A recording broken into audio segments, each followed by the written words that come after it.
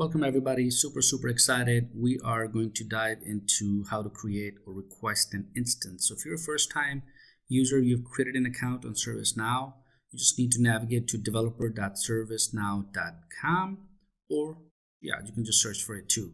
And then here is the option to request an instance. So before you even start working with the ServiceNow platform, you need an instance. And the latest releases, by the way, so if I go ahead and click on request instance, you will notice that it says choose your release. So the latest release today is Rome, right? That's what it is. And of course, previous releases are Quebec, Paris, and then Madrid, and so on. So we've been using Madrid for quite some time. And of course, it's time to upgrade and trying to learn the newer instances. So I'm going to go ahead and create a series of lectures regarding the new instance as well. So starting right from scratch, as always, requesting the instance. So once you click on Rome, that's the latest release.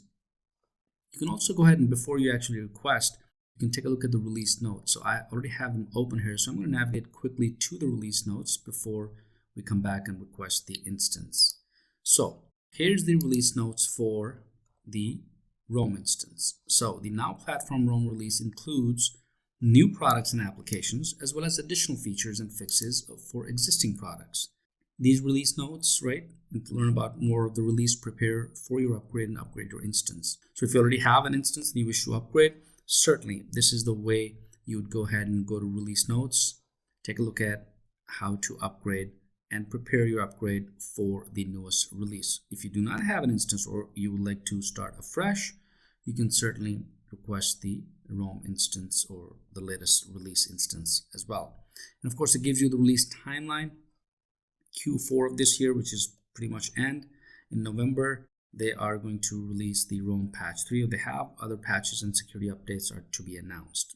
And that's how you would end up reading the release notes. All right, let's go back to our request instance. So choose your release. We are going to go ahead and select Rome and then click on request. So they're going to process and it will take a moment for setting up the Rome instance, and it's just going to go ahead and let you know down here that it's setting up the instance for you. Perfect. So in a few seconds, it gives you the URL instance.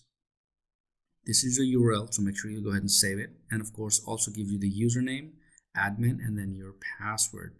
And of course, it says keep your new instance active by developing on the instance or logging on to the developer site. If your instance is inactive for 10 days, it will be reclaimed and released for other developers to use. So it's not just as easy as you create an instance and you have it. You have to continuously use the instance. If you make sure you're active, that's what it is. So I'm going to go ahead and open the instance. It's going to open up a new tab. Awesome. So congratulations. It's just as easy as setting up this new instance for your developer instance as Rome.